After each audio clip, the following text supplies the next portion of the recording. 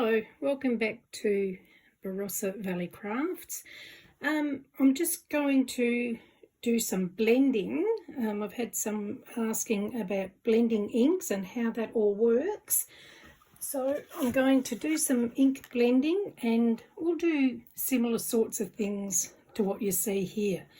So after I've blended the inks, I've then just done die cuts and I've stuck them onto the ink background, and some of them I've created hills and blending hills. So let's see how we go, and I'll show you how I did it.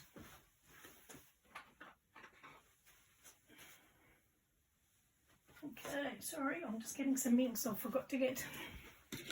Okay, so to start off with, we're going to use, well, I'm using Distress Oxide inks because I find these are the best ones to blend with, and they're nice and smooth and creamy.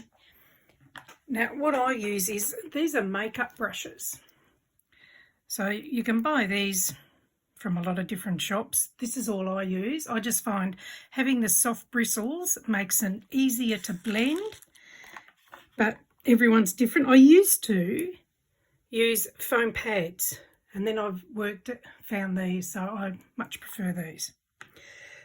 So to start with, I'm using pieces of cardstock that are 300 GSM, and I've cut these ones 4 inches by 5.5, I think. But yeah, I mean, you can work on any size you like. So to start with, we're going to use Wilted Violet. So hopefully I'm not in too much shadow here. It's a bit dull today, so I've got a light on here. We'll see how it all goes. Okay, so starting with Wilted Violet, put some ink on your brush, and then we're just going to do along the top of the sky to start with. So just in a circular motion, just cover your card, and you just keep going until you've got the depth of colour that you would like. So some people like them really dark, other people like them so it's only just a hint of colour, but everybody's different. So we'll do that for the first bit. Then we'll go to the next colour, which I've got is Picked Raspberry. Okay, we'll load that pink up. I use a brush for each colour. Some people have one for pinks, one for reds, one for yellows, but I prefer to have one for each colour, but that's just me personally. Everybody's different with that sort of thing. You can clean the brushes if you like.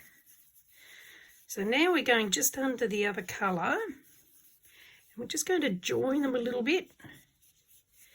But then we're going to go back to the previous colour and go over that join again, because the idea is to try and blend them so that they run into each other and give like an ombre colour effect. So here we go. Just got a little bit more there. Once you've got your base down, I tend to go back and forth with them. It's always best to add a little bit of colour at a time, because you can always add more colour to give it more depth. But once you've got it on, it's very hard to take off. The next one I'm using is Abandoned Coral. So same again, we'll just go under here. Oops, a little bit drier ink pad, that one. And again, just go back and forth. And then we'll come back with the Picked Raspberry and try and blend those two together a bit more. I find the softer the bristle brush is a lot easier. Some brushes are really stiff, and I just find that the softer bristles are just easier to blend. So just keep going back between the two colours until you've got the blend that you like. So the next one I'm using is called Wild Honey. So I'll just pop those over there. And again, just coming in.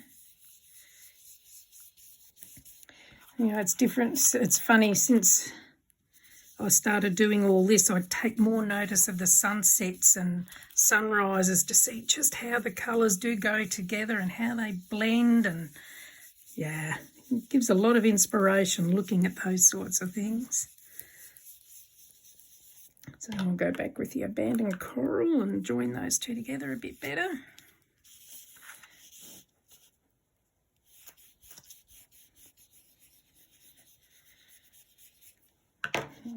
Just keep playing with them until you've got the blend that you like. Okay. And the next one I'm going to, which will be the last one, is mustard seed.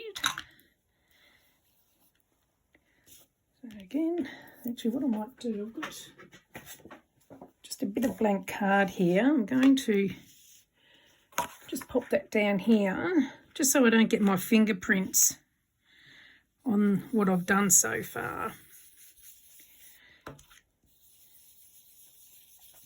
There you go, I'll just blend those. Not too far apart in colour those, but just a slight variation. Okay, so that's probably enough for that one. So there's the colours, and then what you can do is just attach whatever you like on the background to make it into a picture. So that's just one little idea. Okay, so now we're going to try another one, but I'm going to use different colours this time. I'll just pop these ones out of the way. Okay, and now I'm going to do another one. Just get a bit of card.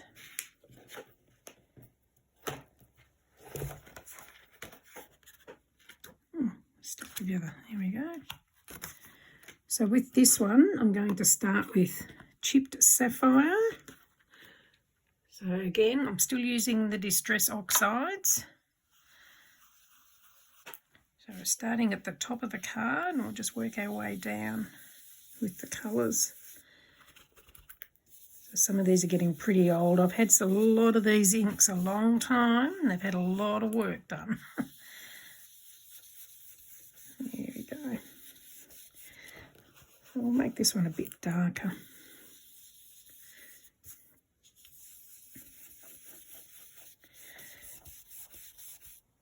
You can do them darker at the edge.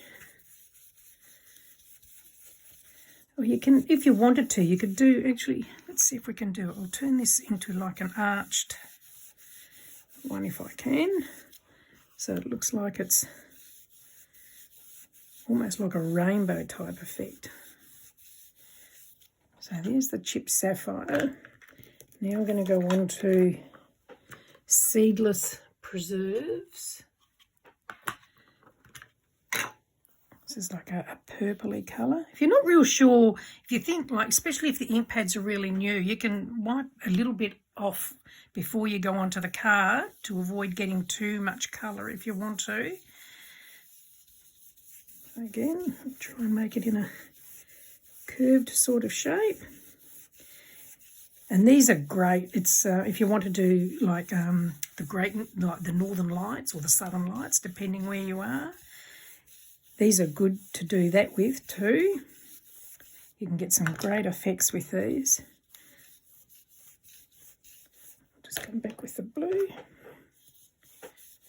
Blend them together a bit. There we go. Now we're going to come in with candied apple. So that one's candied apple.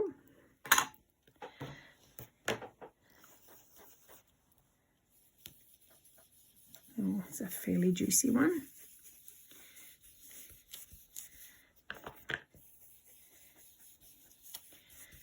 Just keep blending them until you've got the desired blend that you want.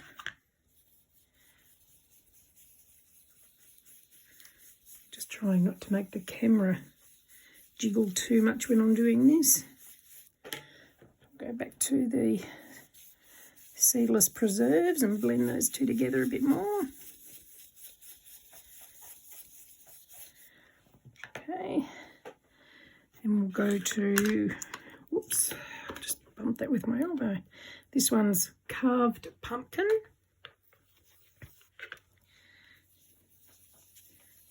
Now again, I'm going to put that on the side and use my bit of paper so I don't get fingerprints on it. And because I've been doing a lot of work mucking around this weekend with stuff, I've got a lot of ink stains on my fingers, so I don't want to transfer that onto the card.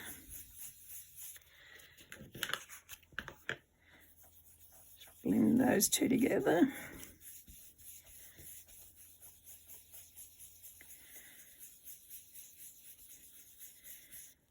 Okay, now the last one we've got here is squeezed lemonade. So this is a really bright yellow.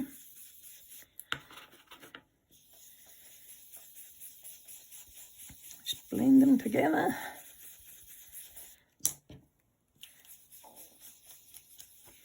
It takes a bit of practice sometimes. Sometimes some people I found are just unnatural. They just do this and it just happens straight away. Other people really have to work out how to get that blend together, but don't give up or anything. Persevere with it because you can get some stunning scenery done with it. And then again, you can add a die cut to that. Now if you wanted to, we're going to pop some hills on this one. So I'll just get a bit of, I'm just going to tear a bit of paper off here. Make it a bit wobbly.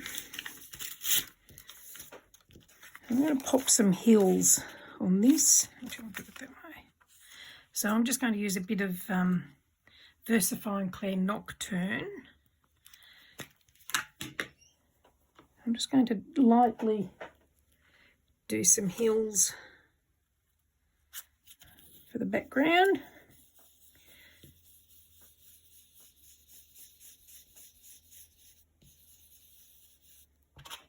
Again, depends how dark you want to go as to how much you put on. Peel it back. Yeah, that'll do.